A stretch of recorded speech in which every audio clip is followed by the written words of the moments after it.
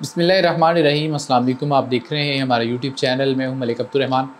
नाज़रीन, आज supreme court of Pakistan से एक अहम तरीन ख़बर आ रही है और वो ख़बर ये है कि chief justice Pakistan justice Qazi Faiz ईसा साहब ने आज एक अहम तरीन जो है वो ऑर्डर पास किया है।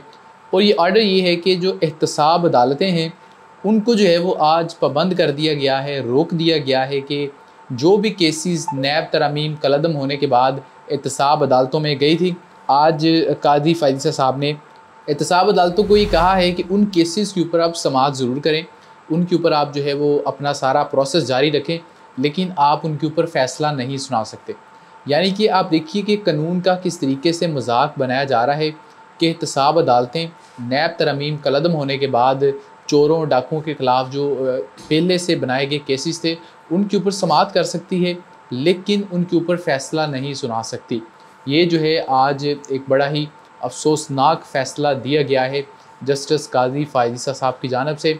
और ये जो फ़ैसला है ये अल्टीमेटली उन लोगों को फ़ायदा देगा जिनके करप्शन केसेस हैं। और आप ये भी बात जानते हैं कि जिनके करप्शन केसेस हैं उनको एनआरओ जो है वो ताकतवर हलकों ने दिया है और आहिस्ता आहिस्ता करके ये सारा एनआरओ रिवर्स होगा, ना कि एकदम से ये लोग जो है वो सारा कुछ रिवर्स करेंगे।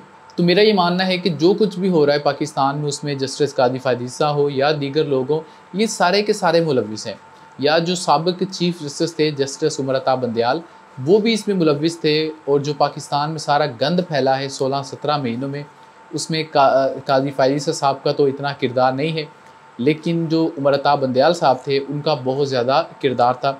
अगर ख़ान साहब ने उस वक्त जब असम्बली तहलील कर दी थी, उस वक्त सुप्रीम कोर्ट जो है वो उनका वो फ़ैसला वापस ना कराती तो आज पाकिस्तान में हालात मुख्तलिफ होते। अगर आपने एनआरओ ही वापस करवाना है और उन चोरों डाकुओं को एनआरओ देना है, तो फिर आप जो है वो इस तरीके से क्यों कह रहे हैं कि एहतसाब अदालतें कार्रवाई जारी रखें लेकिन फ़ैसला ना सुनाएं।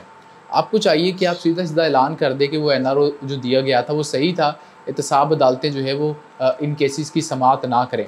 और इसके साथ साथ जो है वो एक और ख़बर है, वो इस्लामाबाद हाई कोर्ट के जज जस्टिस मोहसिन अख्तर कियानी साहब के हवाले से है।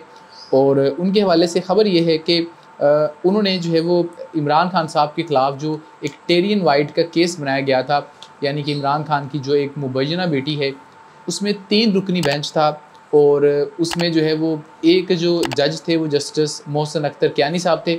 और इन्होंने उस केस के अंदर जब सारी समाअत मुकम्मल हो गई थी तो उसमें इमरान खान के जो है वो हक़ में फ़ैसला दिया था और टेरियन वाइट केस को नाकाबिल समाअत करार दे दिया था। जिसके बाद आप जानते हैं कि जस्टिस आमर फ़ारूक साहब ने एक बड़ा ही अजीबोगरीब फ़ैसला किया था। और वो फ़ैसला ये था कि टेरियन वाइट केस जिसकी समाअत मुकम्मल हो चुकी है और फ़ैसला महफूज है, अब उसके बाद बिला वजह डिले करना शुरू कर दिया गया। तो जो साथी 2 जजेस थे उन्होंने आमर फ़ारूक साहब से कहा कि इस फ़ैसला को सुनाया जाए, जिसके ऊपर ज़ाहिर है आमर फ़ारूक साहब को अभी पीछे से ऑर्डर नहीं था कि उस फ़ैसले को सुनाया जाए, तो इनकी आपस में लड़ाई हो गई।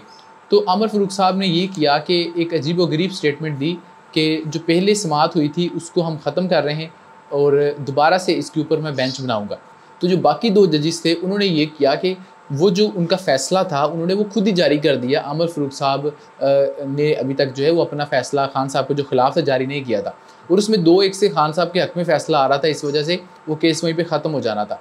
लेकिन क्योंकि उनको पीछे से ऑर्डर था कि आपने इस केस को ख़त्म नहीं होने देना, इस वजह से उन्होंने अपने ओहदे का भी लिहाज नहीं रखा और उन्होंने कहा कि नहीं जी, इसके ऊपर दोबारा बेंच बनेगा। तो ये वो जज हैं जस्टिस मोहसिन अख्तर कियानी साहब। अब इनके ख़िलाफ़ जो है वो सुप्रीम जुडिशल कौंसल के अंदर शिकायत दर्ज करवा दी गई है और आहिस्ता आहिस्ता आप देखेंगे कि इन तमाम जजेस के ख़िलाफ़ कार्रवाई होगी जो कि इमरान खान के साथ खड़े हैं। बल्कि मैं ये बहुत ही गलत बात कर रहा हूँ कि इमरान खान के साथ खड़े हैं, आप ऐसे कहें जो आइन और कानून के साथ खड़े हैं, जो कि इस एनआरओ 2 का, इस गंदे खेल का हिस्सा नहीं बने। और उन्हीं जजेस में एक और जज जिनका नाम जस्टिस मुज़ाहर अली अकबर नकवी है, उनके ख़िलाफ़ भी जो है सुप्रीम जुडिशल कौंसल के अंदर शिकायत दी गई और उसके बाद उन्होंने जो है वो उनको शो काज नोटिस भी जारी किया। इनके अलावा जस्टिस एजाज़ुल एहसन है, उनके ख़िलाफ़ भी शिकायत वहाँ पर गई। तो जितने भी जजेस ऐसे हैं जो कि रजीम चेंज ऑपरेशन का हिस्सा नहीं बने और ये जो ज़ाती हमले किए जा रहे हैं या आइन का मजाक उड़ाया जा रहा है उसका हिस्सा वो नहीं बने, उन तमाम के ख़िलाफ़ कार्रवाई होगी, ये मैं आपको बता रहा हूँ। और ये जो शिकायत भेजी जा रही हैं ये इस चीज़ का सबूत है।